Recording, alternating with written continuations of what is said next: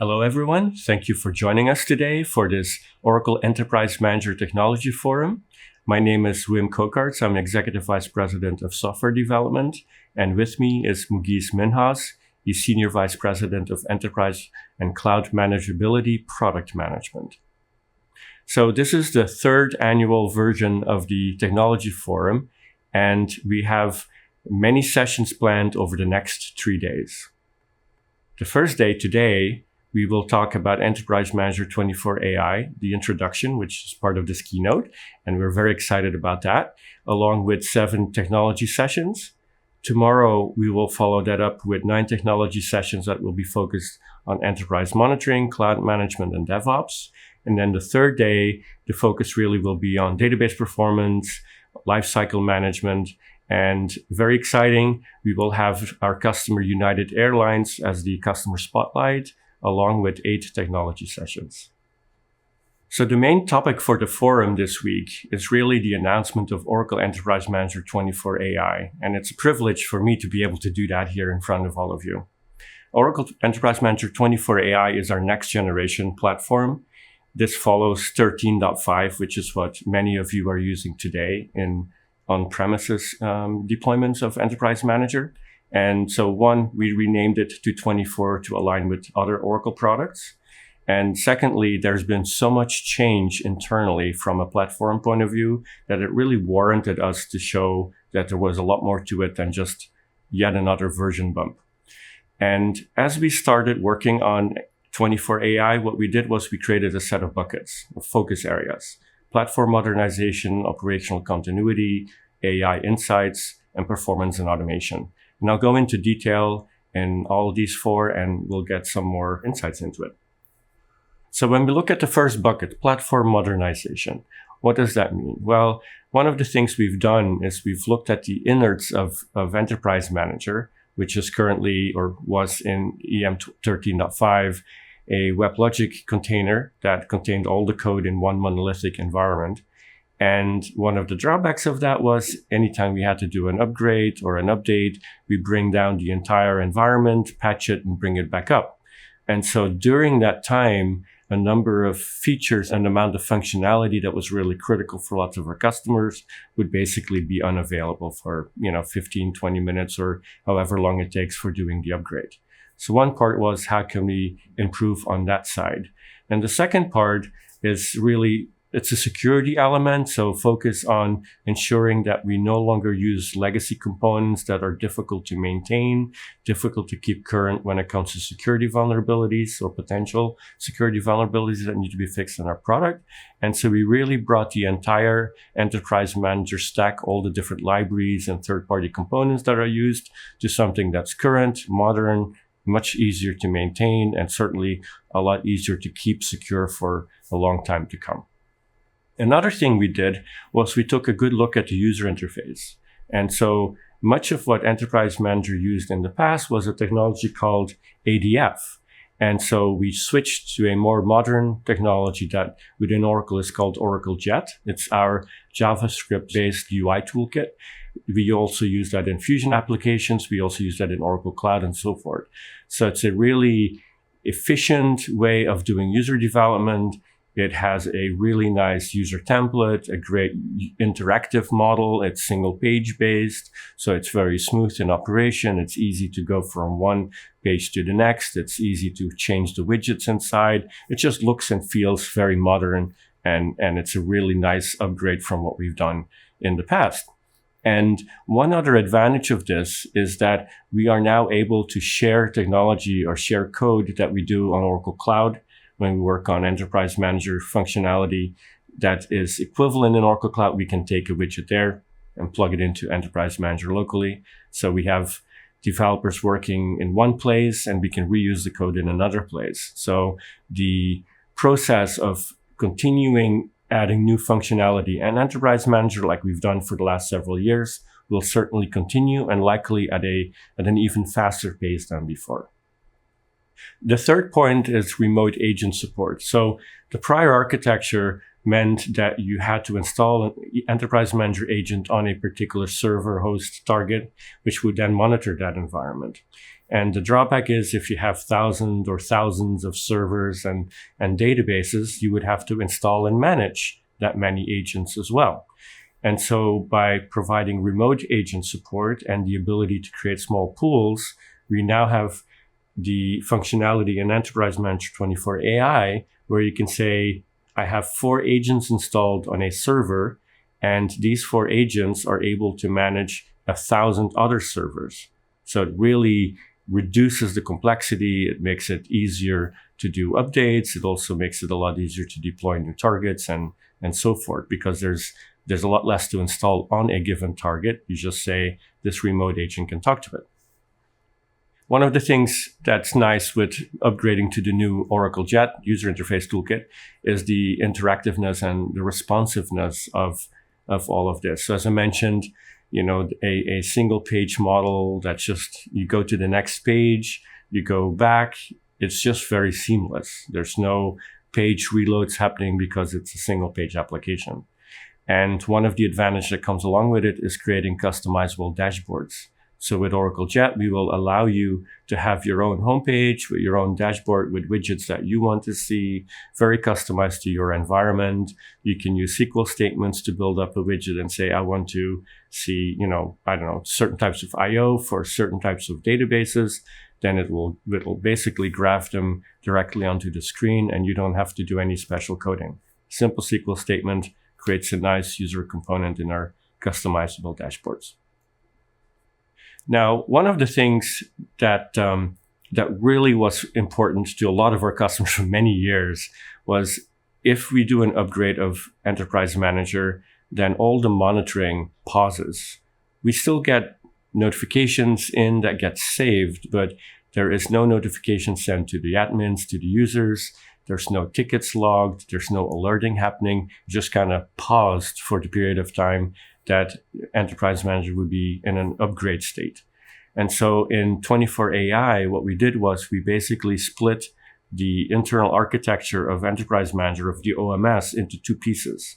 So we have 2 WebLogic containers, one that contains the standard logic for the user pages, for the standard admin functionality and management functionality. And then we have a second container that's really focused on the monitoring and the logging and the ability to create tickets and being able to, in real time, during an upgrade, provide you with alerts if something happens somewhere in your environment. And so we're really excited to finally introduce that functionality into Enterprise Manager. So this is what we call zero downtime services. Then one small technical item is the API gateway. So even though we have multiple containers running now, the API gateway still makes it so that there's one endpoint that applications and SDKs talk to, and then we internally route it to the right place, so that if something needs to change, we do that behind the scenes. It's not something you have to worry about. So in summary, this will provide you with a very simplified lifecycle management solution, whether it's the agents that we can run remotely, or whether it's the ability to run upgrades of Enterprise Manager while the actual monitoring continues. It allows us to continue innovation at an even more accelerated pace because of the changes in the UI environment. And it also gives you a better user experience because it will be much smoother, much faster, and certainly much nicer looking. And we provide a lot of better scalability and performance because we're now doing multiple containers. So we're being able to separate lots of the workloads to multiple environments. The second part, or the second bucket, is operational continuity. And so this is still related to zero downtime monitoring. First off, we have the job system. So if something was scheduled to run while there's an upgrade, we will continue to execute these jobs. Very important for if, let's say, a database event happens where a database server runs out of storage and you want to be able to execute a job to expand the storage on that database. But in parallel, you're in the middle of doing an upgrade. Well, we can still continue doing that update of the storage. Or if a critical production database were to have an issue, whether that's a performance issue or potentially a crash or a hang, then the zero downtime container will still be able to talk to Jira or Slack or other services that we support to either create a ticket, to do an instant pager alert or a text message alert. And from an admin point of view, you keep your SLA. So you don't have to worry about when am I going to do an update of EM, because the critical pieces that you need EM for will continue to run. And of course, the agent pools are HA as well. If you say, here is a server with 3 agents installed to do monitoring remotely, then they're set up in an HA environment. So one agent will be the active agent that's doing all the work, and the other 2 will sync the state so that if something were to happen on the main agent, then we will fall back onto the second one or potentially the third one or however many you have in your pool. So there's an availability component as well.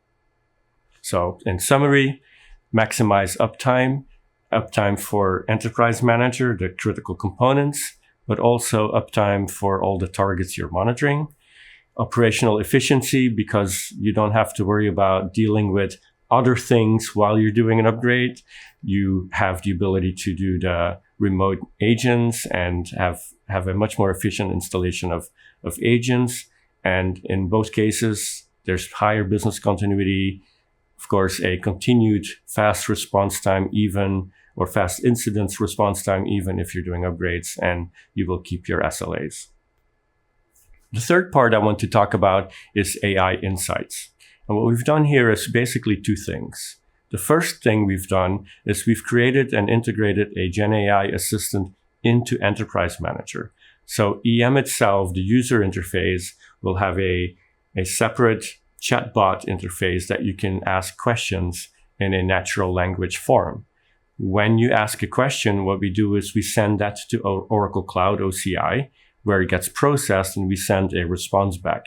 And that can be in one of 2 forms. One is we've indexed all the Oracle documentation for database and Enterprise Manager and other components.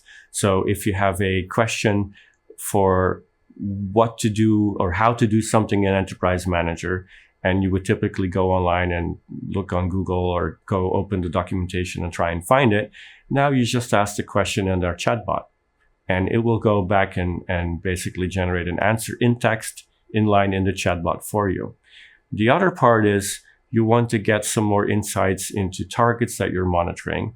And instead of trying to find which page in Enterprise Manager would have the right data for you or the right widget, you can basically just ask our chatbot and say, hey, can you show me the top 3 databases with the following statements? And what we then do is send that back to our cloud service. And then what we return is basically a set of dashboards and widgets that will allow us to visualize the question you had for you. And one thing I want to point out here, though, is that we are not sending metadata or data from your Enterprise Manager repository to Oracle Cloud. We send the question that you ask in text format, but we do not send actual potentially proprietary confidential data from your repository to the LLM running in Oracle Cloud. What we send back is either a response from our documentation, or we send back a set of widgets and components that allow us to visualize the data you want to see, which then comes from your local instance. So from a security point of view, I think it's important to point that out. Here it shows you a little example screenshot of, on the left side, having the agent, and you ask a question and then the workflow that happens on the other end. So we create a WebSocket connection to Oracle Cloud. We send the question over. We do the searches for documentation or other things. We make it in a more human readable form so that it's a concise answer. And then we send a result back, whether it's an answer in text format or whether it's a set of widgets and a set of dashboards. So that's the first part. And the second part is AI cloud extensions. And what that means is, over the last several years, we've worked on Ops Insights and we've worked on Oracle Database Management and so forth as cloud services in Oracle Cloud. And lots of these cloud services, since we have the backend database. We can run lots of processing on the backend. Lots of these services have lots of capabilities around ML and AI, and being able to look at historic data, being able to look at things we've learned from various use cases to provide great responses when it comes to SQL insights or capacity planning or similar things. So in Oracle Cloud, if you use Ops Insights today, you have these dashboards and components for SQL insights and capacity planning. So what we've done with 24 AI is we've taken these components and embedded them also in the EM console. So if you're using Enterprise Manager on a daily basis, and that's really where your life is, so to speak, then all you do is connect EM with your Ops Insights account or service that you've deployed in OCI, and then you can use those widgets embedded within your console. You don't have to then go and say, oh, I need to start a separate browser session. I need to go log into Oracle Cloud and see those things. They're embedded inside EM, and they provide you with the exact same types of data. So first off, we do sync data from your EM repository, of course, into Oracle Cloud to be able to do these things anyway. So in this case, there is a transfer of data. But secondly, because we've done these modernizations where we can embed jet components, this allowed us to basically do this. So over time, we will add more dashboards, we will add more capabilities that we've done on the OCI side and enhance the EM24 components the same way. So this is the first step or first foray into being able to deliver some of our AI capabilities from the cloud into Enterprise Manager itself. So what that brings you, a much more improved user experience, of course, because you can just ask a question in natural language. We also make it easier to send data from the repository to OCI, where we do a lot of decision making, lots of ML processing, and bring that result to you locally. So you don't have to have any special GPUs or any special hardware within your own data centers to do some of these things. And it makes you, the operator and the DBA, a lot more efficient, because finding something is just asking a question, not go and dig through different user interfaces and trying to figure something out. So with that, we're now going to do a demo for these two. So Mughees will come up and do a demo of the GenAI assistant and then also the cloud extensions, and he will then continue the rest of all the cool stuff we have in Enterprise Manager 24 AI. Thank you. Thank you, Wim. Let me now quickly show you two quick demos on the AI features that Wim just talked about. Let me show you the GenAI assistants first. So this is the EM homepage, a page I'm sure you're very familiar with. And on the top right-hand side is the icon for the new chatbot. Let's click on that. And here it launches the interface. So here you can see we have two different tabs. As Wim explained, we have one LLM model that has been trained on EM metrics, EM telemetry, other on the documentation. We're going to start off with the EM telemetry LLM first. So I have a bunch of Exadatas on this system. So now instead of going to the Exadata page, looking at the different machines, I'm just going to interact with this new smart assistant and see what it has to say. So I'll enter in this message box, how is the health of my Exadata systems? It says, I have some findings for you. Let's open the findings. So now this has launched a dashboard with 4 charts on it. The first one is a database server, CPU, and memory chart. Second one is a disk IOPS and throughput. Then I have the database storage usage growth, flash IOPS, and throughput total. So some of the charts you would say are maybe more pertinent to the question you had in mind. Some may not be, but that's sort of where the fine tuning of the LLMs goes. It doesn't get everything right perfectly all the time. But in this case, most of the information here is quite relevant. So for example, I can see that on this first chart, I have, this is showing me the CPU and memory consumption of each database node that I have in my Exadata machines. So it appears I had 3 machines at least, one in Boston, one in Chicago, one in Phoenix. The size of the bubble corresponds to the number of cores on that particular node. So bigger bubble, more cores, smaller bubble, small cores. So it seems like I have some old Exadata, some new ones. And if you're wondering about what these things mean, you can always click on the information icon. It gives you more information about the chart. Okay. So what we see here is on this particular chart, at least I have two nodes that are somewhat high on CPU and memory consumption. So let's click on this. It gives you more information about the node, what the node name is, what database machine it's on. So this one is on X8M-CO1 is the name of this machine, what the CPU memory utilization is. Another one here, this bubble, apparently is also on the same Exadata machine, X8M-CO1, and it's also CPU memory is high. So if I wanted to now go further and say, let me see why is CPU and memory high on these Exadata, on this particular Exadata machine, I can explore that further. So let's do that. So let's me first go ahead and I'm going to pin this particular chart so that the next time I ask a question, this information stays where it is. So I pinned it. Now I'm going to go back to my message box and enter what is the performance of my databases running on X8M-CO1, because that's the one that seemed to be high on memory and CPU utilization. So let's take a look. Now this is showing me information about that specific Exadata machine, X8M-CO1. So I can see that I have right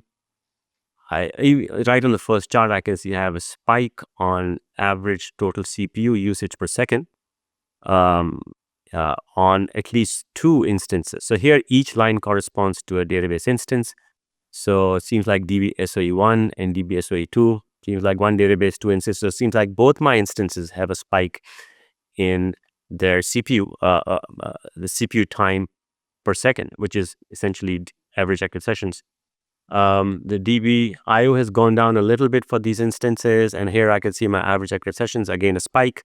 This chart shows me my incidents and events on that particular Exadata machine.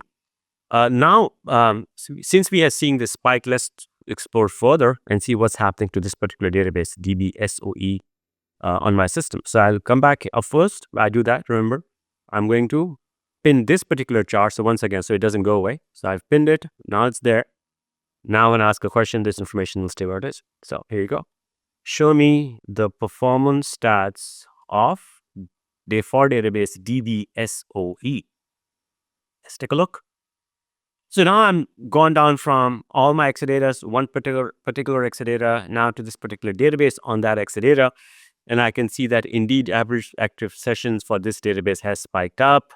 My database CPU time percentage is up. Database CPU usage per transaction is also up. And this shows me a list of my top wait events by time. So if I now wanted to further investigate to see, why do I have these wait events? For example, it seems like GC buffer busy wait seems to be the top two main events. I could now use our other LLM model, which has been trained on our documentation to see how do I fix those problems. So I'm going to click on the documentation assistant and enter here how to troubleshoot buffer busy waits. And when I do that, it now shows, does the same thing. It matches my question, searches the documentation, and tries to give me the information most pertinent to my question. Here it's telling me exactly how to troubleshoot buffer busy waits. It also points me to the link in the doc, so I can go to the doc directly, and it takes me to the right section, and I can see exactly what causes buffer busy waits and how to fix them. So now this gives you an idea that how you can, with these GenAI smart assistants, it completely transforms the way you would interact with EM. You don't have to necessarily have to go to each specific page and look at different charts and different tabs and so on. Just interact with the assistant, and it brings the information to you as opposed to you going to the information. So that's the first demo. Next, I'm going to show you the AI Cloud Extensions demo. So this is the database homepage, a page I'm sure you've seen many, many times. So what's new here is this new tile called Capacity and SQL Insights with this cloud icon next to it. This icon indicates that in this particular case, the information is actually coming from our cloud services right inside EM. Let's click on this tile. So as Wim explained, we have two sets of capabilities, cloud capabilities we have brought over to EM. One is for capacity planning, one is for SQL Insights. So here I'm on the capacity planning tab. I can see what my CPU trend for this database is, what the storage trend is, what the memory is.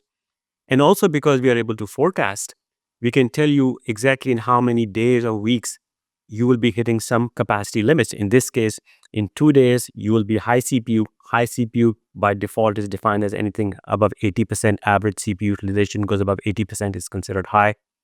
When you hitting your storage limits, that's shown here too.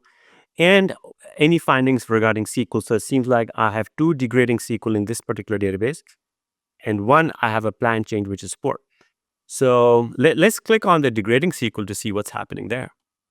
When I click on degrading SQL, it shows me exactly what those 2 SQL statements are, what the database name is, what they are, the command is, the SQL queries, it seems, average latency, DB time, CPU executions, IO read, gross execution, as well as plan changes. So it seems like this one has 2 plan changes, and the second SQL has 3 plan changes in it.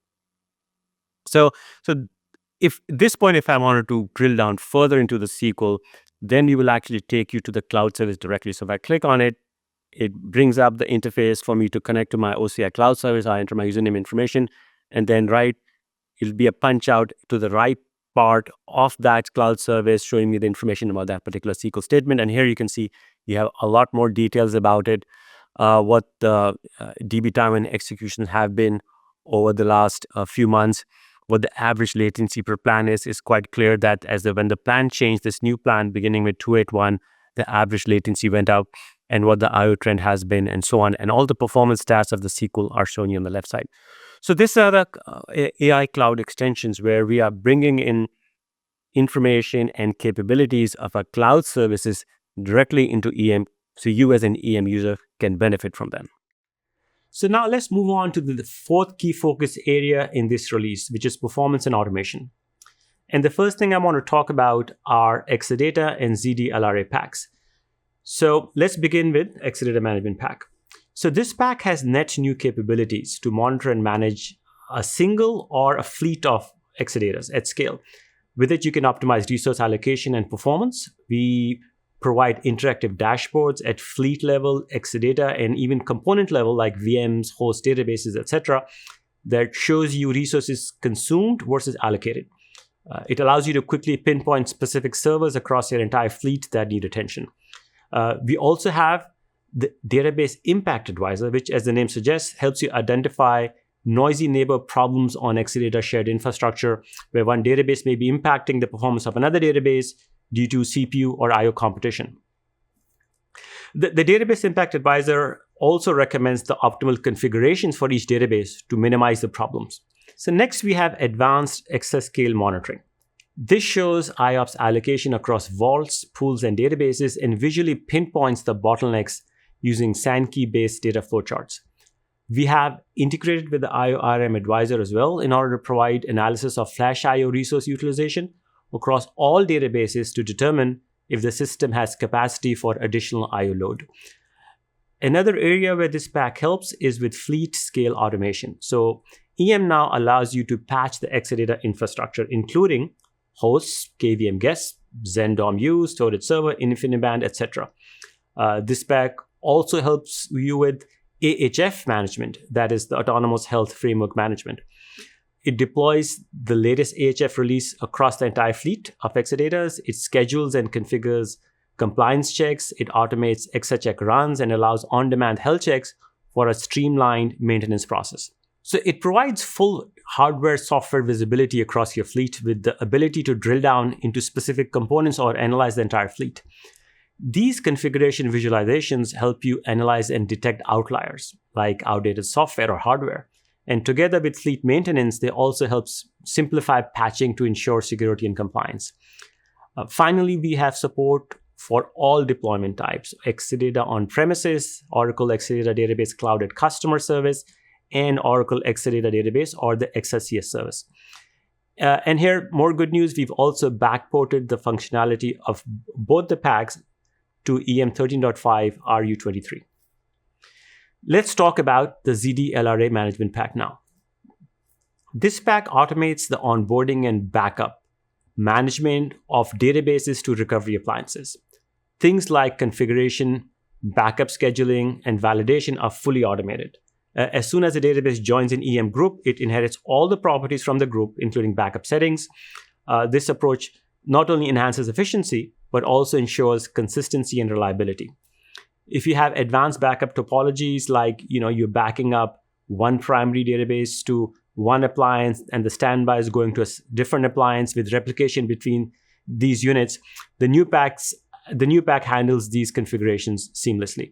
There are more capabilities that provide fleet scale automation and hardening, such as AHF monitoring, that is automated for ZDLRA systems. A fleet scale backup and archival management is also built into this pack and is based on Oracle recommended best practices. So by using the pack, you are automatically following Oracle blueprints. The ZDLRA management pack offers workflows designed to efficiently execute and oversee the archival to cloud or tape. We have done a lot of enhancements in the monitoring area, as you can see in the word cloud on the right. Let me just mention a few of them. First, the enhanced dynamic runbooks. Dynamic runbooks are used to encapsulate best practices procedures to resolve incidents. In EM24 AI, the dynamic runbooks are enhanced to cover not just incidents and metrics, which by the way are already supported, but all other EM artifacts like jobs and deployment procedures, etc. as well. So now you can create a runbook on any EM artifact. We have also modernized the Incident Manager UI in this release. It has been redesigned for a more modern look and feel, and enables more efficient triage and resolution of incidents. It highlights events such as critical incidents on production systems, long-running incidents or escalated incidents, so you can quickly identify and address them. Another major enhancement is seamless PDB relocation. So now, monitoring of PDBs relocated from one CDB to another CDB will continue uninterrupted. The target GUID in EM stays the same. All history, monitoring settings such as metric extensions, thresholds, etc. are all carried over when the PDB relocates. So now you can relocate PDBs without getting any disruptions in monitoring. The last thing is globally distributed database that I want to talk about. You can now monitor the availability of all shards and replication units in a raft-based globally distributed database. This was not available before. You can monitor things like transport lag and apply lag times between the RU leader and his followers and so on. Moving on to database management.